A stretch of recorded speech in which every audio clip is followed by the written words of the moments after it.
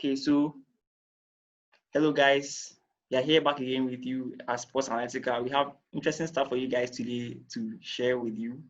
And we have this edition here, the player focus, where in today's installment, we are looking at 5 interesting youngsters and how great they've been to their respective clubs, their performances in Europe, and the fact that they've been eye-catching throughout this season. So I'm here, me, Akadisi, and I have my buddy Jason.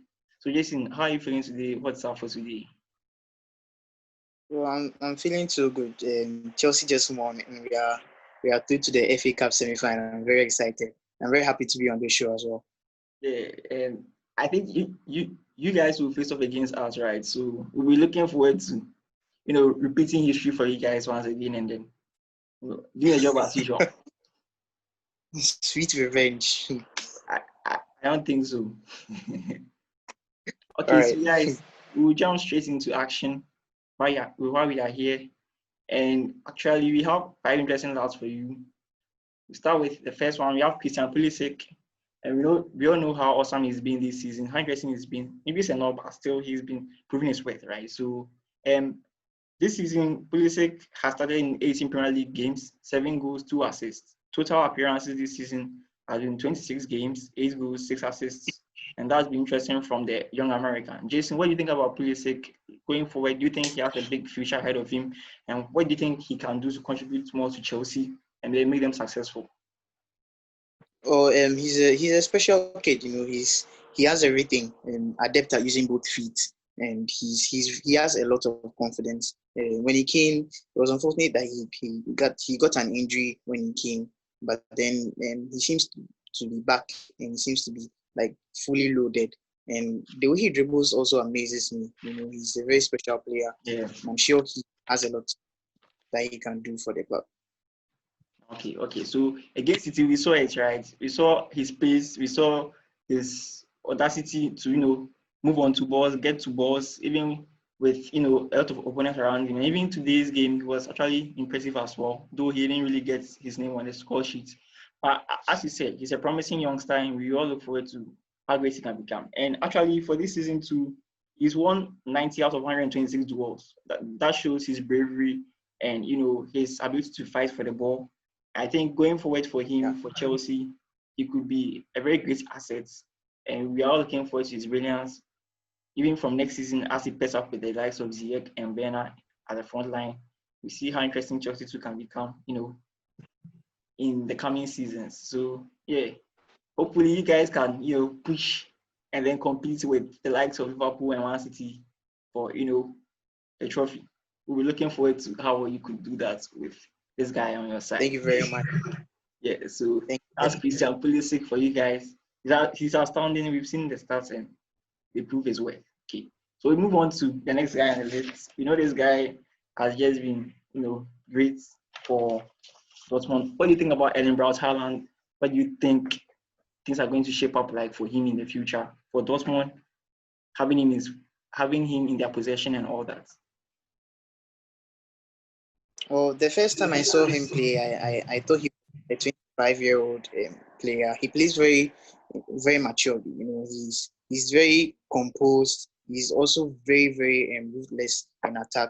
He has played about 14 Bundesliga games. That's 15 today, and he has about 18 goals and 3 assists or 2 assists. Yeah, I think he's a very, very great player, and 2 assists. And what astonishes me about this player is his pace, actually, and the way he handles the ball with his left foot.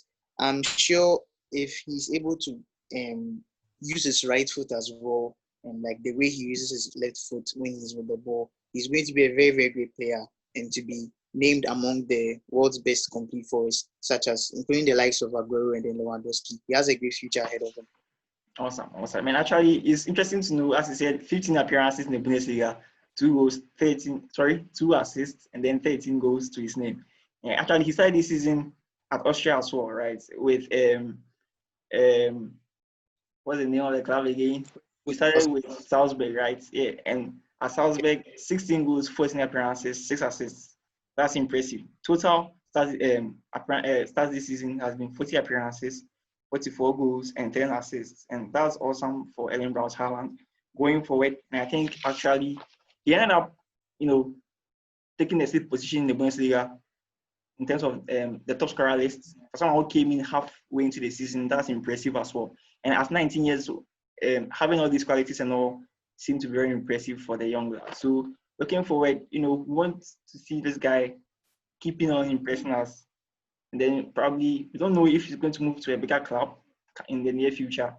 But if he is to do, we hope that would be, a right decision on his side. So do you think there's going to be any potential future moves for this young lad? Well, earlier today, he was interviewed and he said he recently signed a contract with Borussia Dortmund for about 5 years. I don't think he's going to leave the club anytime soon. I'm sure he's going to leave in maybe his fourth year or final year because he's a very great player. I'm just hoping he replicates his form throughout the remaining seasons left in his contract. All right. So that's Erling Braut Haaland. Okay, so we move on to the next promising talent on the list, the Portuguese João Felix, Atletico Madrid's, golden boy, let me put it like that. And you've seen a lot from this guy, a lot of drama, controversy with the transfer and all that, the money involved, and how people believe we should be more patient with this young lad. And for this season in La Liga, 24 appearances, assists, and 6 goals. Not really the best, but probably we hope to see more from the young lad. And in all competitions too, he's done enough. Okay, so 31 appearances in all competitions, 8 goals and 3 assists. So what do you think about Joao Felix going forward? Do you think Atletico Madrid can actually help him improve his game? Or do you think eventually he'd have to shift away from the side if things don't really go on well for him? Well, initially I was really confused about his whole move. There's a thing about players who have release clauses in their contracts. Any team who has the money can come and purchase them. So I initially didn't feel comfortable with him moving to a team like Atletico Madrid because they are purely a defensive-minded team who like to play out from the back and they like to sit back at all times.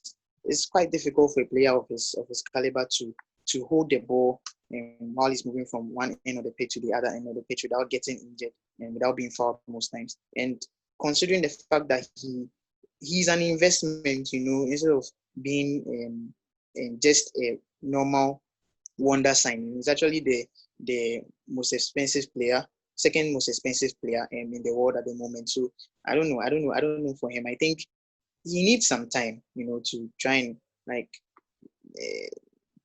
adapt to the way Atletico Madrid play. This is first season, okay? Let's try and then have some patience for the guy. He has a lot to offer, and I'm very, very sure he's going to live up to his full potential as well. Okay, so interestingly, last season at Benfica, in all appearances, he was able to get 20 goals, 11 assists in 43 appearances for Benfica, and that was interesting. That was impressive, and that's why actually he had a lot of big sides causing for a signature, last summer. And actually moving to Atletico hasn't been so easy for him, but we hope to see better from the young lad as well. And actually, he's third on the list for the most substituted off player in La Liga. So that tells you probably there's been question marks with his performances, and probably if there's a need to protect him, that's been there. So probably he has to work on his game, on trying to, be more tough and be able to stand up to a lot of defenders in the team. And probably if he can move up on his performance, I'm sure he can get more game time and actually complete a lot of games for Atletico Madrid. So that is Joao Felix, right? So we move on to the next guy on the list. Interesting youngster we have here, Kai Havertz. We've heard of him all over, and even today in the Chelsea game, the commentator actually mentioned the possibility of his move as well to Chelsea. So young Kai Havertz is 21 years of age, and he has completed 30 games this season in the Bundesliga with 6 assists and then 12 goals. And that has been impressive, looking at the fact that in all competitions, he has been able to score 16 goals and 9 assists in 42 games for Bayer Leverkusen this season. So, Jason, what do you think is the way forward for Kai Havertz? What do you think his decisions in the near future would be? And moving on to a bigger club, what do you think is the most feasible one for him and the one which will benefit him the most as well as the side that he moves to? Well, Kai Havertz player. He has everything. Unlike other midfielders who tend to have one skill and then lack in the other one, like midfielders who can score goals, and then they might not really be good at passes, and others who can be extremely good at having or giving passes and not being able to score goals. This guy actually has everything, and this is his third consecutive double-digit goals season. Yeah. And I think he's a very special player. And when it comes to moving to bigger teams, I recently read an article where it says he will be sitting with his club's manager and then the board at the end of the German DFB Pokal Cup against Bayern Munich and to discuss his future. The club that I think he's most likely to go to is Chelsea in England, because I think looking at the way he plays his football, he's the club that actually suits his style of play. And who wouldn't want to be coached by a legendary manager who has mastered the art of goal scoring? So I think Kai is a very, very special player. Sure. That's interesting. All right. So last season, as you mentioned, this was his, second season having double digit figures in terms of the goal aspect. Last season, he ranked up 34 appearances with 17 goals and 4 assists in the Bundesliga. In all competitions, that was 20 goals, 7 assists in 42 appearances. And that's impressive for a central attacking midfielder who, has the qualities of probably a striker. And that can be a plus for any side having him, in their team. So actually, he's been able to rack up 87% of successful passes from open play as well this season. That tells you that he has everything. He is able to distribute balls to his mates and at the same time to finish them off where it is necessary. So he'll be a very incredible asset for any team who can, take him up this summer. So Kai Havertz is a player that a top class will be looking up for. And we hope he can make the right decision, get to the best club possible that suits him all. And for me too, I feel Chelsea is the best option for him as well. So hopefully Chelsea can, make the deal happen, and then we see more from this interesting lad. So we'll just be hoping that Kai Havertz can move to England, and then we see more of his great exploits and how well he goes into a world-class player. So yeah, that'll be very awesome to see. So we move on to the last guy. I think this guy, me for one, I've been one of the guys who, just put a stamp on him really early in terms of him being a field talent or, wasting up on his potential, but he's been able to, pick himself back up, and he's been able to do really well and get himself right back into the picture of a possible return to Real Madrid.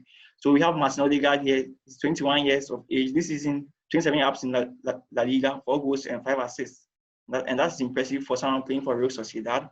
And actually, he has a lot of great abilities. And Jason, what do you think of Martin Odegaard? Do you think Madrid can consider him in the future in terms of being part of their team setup? Or do you think he may move out from Madrid to another side where he can get more game time and be an established first team player? Well, I refer to him as the orchestrator. He's a very special player, of course, yet again. And given the fact that he's very, very good, he has extremely good vision. And whenever he has the ball, it's most likely that he's about to do something. He's very dangerous on the ball. And looking at a kid like him moving from Norway to Real Madrid and then going back to the Netherlands to play for Heerenveen and then coming back, I think he has a future with the club, unlike other players. I genuinely think that he's a genuine replacement for Luka Modric, given their style of play. Yes, and also he's also good in defense as well. He has a defensive mindset as well. Likes to look behind him when he's playing with the ball and everything. And there's an extreme aura about him, and then something I really like to see more about him. And then I'm looking forward to seeing more from him again, being special as a player. So actually, last season he was at Vitesse Arnhem in Netherlands, where he was able to, rack up 11 goals and 12 assists in 39 appearances. And for being at a Dutch side where you have the likes of Feyenoord, you have Ajax, you have FC Twente, Utrecht, you have all these teams right there competing for European places and still be able to, contribute that much to a more or less mid-table side in the Netherlands. That's really impressive from him. This season too, we've seen how crucial he's been for Real Sociedad alongside Mikel Oyarzabal and then Mikel Merino, William Jose and the like. And he's really been, interesting, Exactly. amazing. And Copa del Rey, I think Madrid fans saw him in that semi-final game where they won. Then now in the final playing against Alex Bilbao, we see how all that goes. But interestingly for Sociedad this season, right back from the pandemic, it's not been the best for them. But we hope that things can change and then he can show us more of his great game. So actually for his club, he's the third highest rank for the most accurate passes behind Mikel Oyarzabal and other teammates. So he has 1,169 successful accurate passes made. And also, he's been able to score. We said he scored 4 goals this season. 2 have been outside the box and 1 has been a direct free kick. So I think going forward, he may actually be an interesting guy in terms of set pieces as well. So Odegaard has a lot to offer.